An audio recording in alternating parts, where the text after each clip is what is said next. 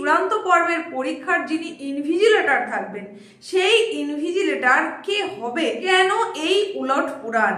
মাধ্যমিকের তুলনায় উচ্চ মাধ্যমিকে যেখানে ক্যান্ডিডেট কম, যেখানে ভেন্যু কম, সেখানে তাহলে ইনভিজিলেটরও কম লাগার কথা। অথচ মাধ্যমিকে যেখানে অনেক বেশি সংখ্যক পরীক্ষার্থী থাকে, অনেক বেশি ভেন্যু হয়, অনেক বেশি ইনভিজিলেটর লাগে, সেখানেও কিন্তু মধ্যশিক্ষা পর্ষদ এরকম কোনো অনুমতি দেয়নি।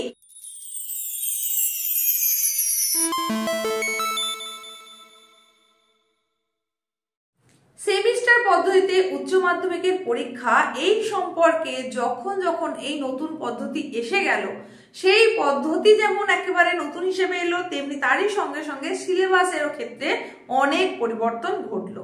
আর সেই সময় থেকেই শুরু হয়েছে নানান বিষয়ে বিতর্ক, নানান বিষয়ে নানান সময় কিন্তু সমালোচনার মুখে পড়তে হয়েছে বোর্ড কর্তৃপক্ষকে। সেটা পরীক্ষা পদ্ধতি হোক বা সিলেবাস হোক বা পরীক্ষার সময়, এমনকি কি ধরনের প্রশ্ন সেখানেও যেমন এসেছে, তার মধ্যেই আবার কিছুদিন আগে তোমরা জানতে পেরেছো সেটা হচ্ছে উচ্চ মাধ্যমিকের চূড়ান্ত পর্বের যে পরীক্ষা অর্থাৎ 4th সেমিস্টারের যে পরীক্ষা, সেখানে তোমাদেরকে কোনো এক্সট্রা পেজ বা লুজ পেজ কিন্তু দেওয়া হবে না। মোট যে বাঁচটা তোমাকে প্রথমেই প্রোভাইড করা হবে সেখানেই তার মধ্যেই তোমার উত্তর শেষ করতে হবে। এই রকম নানান বিতর্ক কিন্তু উঠে এসেছে একের পর এক। আজকের এই যে উপস্থাপনা, এখানেও নতুন আরেক বিতর্ক নিয়ে তোমাকে এখন জানানোর জন্য হাজির হয়ে গেছি আমি, তোমাদেরই এসপি ম্যাম। চ্যানেলে তোমাদের প্রত্যেককে জানাই স্বাগত। তোমরা যারা চূড়ান্ত সেমিস্টার অর্থাৎ একদম 4th সেমিস্টার পরীক্ষা দিয়ে এই বিতর্কিত অধ্যায় শেষ করতে চলেছো, তোমাদের জন্য নতুন আপডেট আকারে যেটা নিয়ে চলে এসেছি সেটা হচ্ছে তোমাদের এই চূড়ান্ত পর্বের পরীক্ষার যিনি ইনভিজিলেটর থাকবেন সেই ইনভিজিলেটর কে হবে সেই সম্পর্কে একটা নতুন করে বিতর্ক দানা বেঁধেছে। কি বিতর্ক ডিটেলসে জানিয়ে দেব, সম্পূর্ণটা দেখে নাও, বুঝে নাও। উচ্চ মাধ্যমিকের চূড়ান্ত সেমিস্টারের পরীক্ষা অর্থাৎ ক্লাস 12 এর 4th সেমিস্টারের পরীক্ষায় ইনভিজিলেটর হিসেবে দায়িত্ব পালন করবে প্রাথমিক স্কুলের শিক্ষক শিক্ষিকারা। আর সেই জায়গাতেই উঠেছে বিতর্ক। এটা শুধুমাত্র সম্ভাবনার কথা এমন কিন্তু নয়, উচ্চ মাধ্যমিক শিক্ষা সংসদের তরফ থেকে এই রকমই নির্দেশিকা দেওয়া হয়েছে একেবারে লিখিত আকারে। এবং সেখানে যেটা জানানো হচ্ছে যে যদি কোনো অপ্রতুলতা লক্ষ্য করা যায় ইনভিজিলেটরের ক্ষেত্রে, তোমাদের পরীক্ষায় গার্ডের ক্ষেত্রে, তাহলে প্রাথমিকের শিক্ষক শিক্ষিকাদের দিয়েই তোমাদের সেই ইনভিজিলেটরের দায়িত্ব পূরণ করা হতে পারে।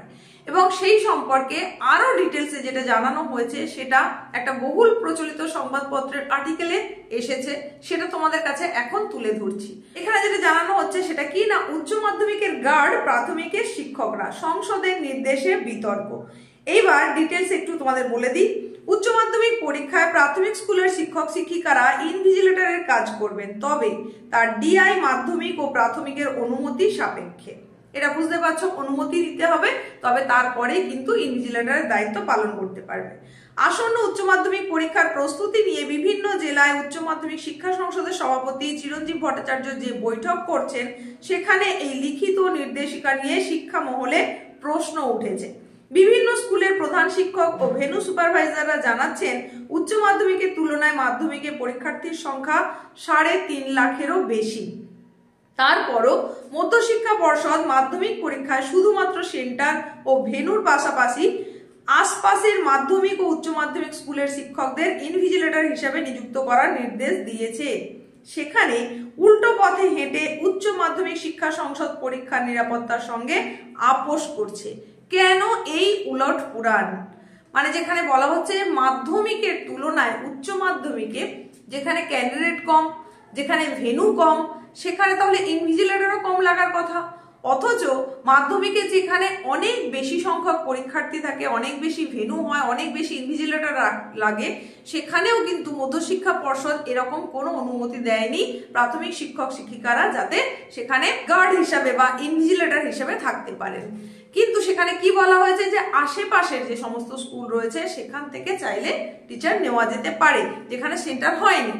কিন্তু উচ্চ মাধ্যমিক যেখানে ক্লাসটা আরো হায়ার হয়ে গেল, সেখানে এই ধরনের সিদ্ধান্ত বা এই ধরনের উলটপুরাণ কিভাবে নেওয়া হলো সেটা নিয়ে কিন্তু বিতর্ক দানা বাঁধছে। আর কি বলা হচ্ছে আর্টিকেলে সেটা এবার জেনে নাও। এখানে আরো যেটা বলা হচ্ছে যে সংসদ সভাপতি চিরঞ্জীব ভট্টাচার্য শুক্রবার কোচবিহারে পরীক্ষার প্রস্তুতি নিয়ে বৈঠকে ব্যস্ত ছিলেন। তার কথায় উচ্চ মাধ্যমিক স্তরে শিক্ষক শিক্ষিকার স্বল্পতা আছে। পরিস্থিতি সামাল দিতে সেন্টার ও ভেন্যুর পাশাপাশি আশপাশের প্রাথমিক স্কুলের শিক্ষক শিক্ষিকাদের ডিআইদের অনুমতি সাপেক্ষে নিয়োগের কথা জানানো হয়েছে। এখানেই প্রশ্ন উঠছে, মাধ্যমিকে 10 লাখ পরীক্ষার্থী, 2,500-এরও বেশি ভেন্যু, সেই তুলনায় উচ্চ মাধ্যমিকে চতুর্থ সেমিস্টারে সর্বোচ্চ 6.5 লাখ পরীক্ষার্থী বসতে পারে। ফি বছর খাতা দেখার জন্য সংসদ 48,000 থেকে 50,000 বিষয়ভিত্তিক শিক্ষক শিক্ষিকাকে পরীক্ষক হিসেবে নিয়োগপত্র দেয়। আর মাধ্যমিকে ইনভিজিলেটরের সংখ্যা 52,000-এরও আশেপাশে।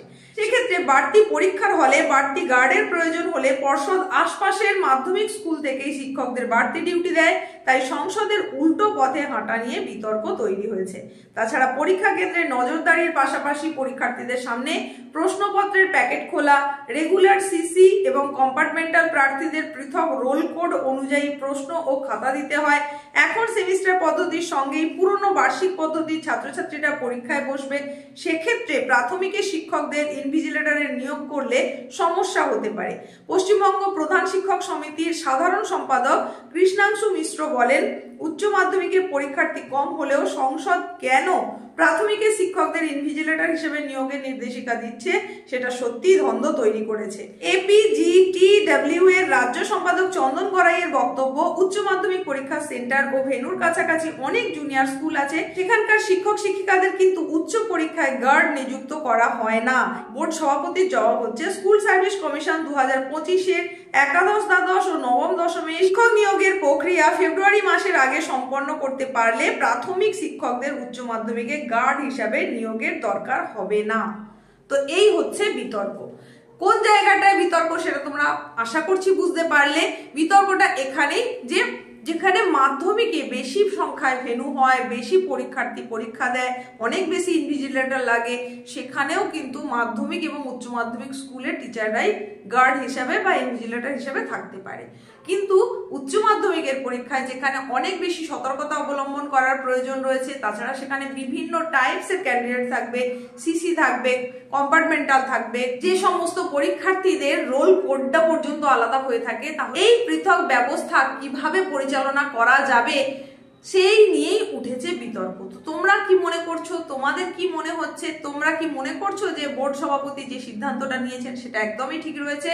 তোমাদের পরীক্ষায় প্রাথমিকের শিক্ষক শিক্ষিকারা যদি গার্ড হিসেবে থাকেন, ইনভিজিলেটর হিসেবে থাকেন, তাহলে তোমাদের কোনো সমস্যাই হবে না। এটা কি তোমাদের মনে হচ্ছে নাকি তোমাদের উল্টোটা মনে হচ্ছে অন্যান্যদের মতোই, সেটাও কিন্তু তুমি কমেন্টে জানাতে পারো। চূড়ান্ত আপডেট আকারে এইটুকুই ছিল আজকের উপস্থাপনা। দেখা হচ্ছে খুব তাড়াতাড়ি নতুন এক উপস্থাপনার সঙ্গে।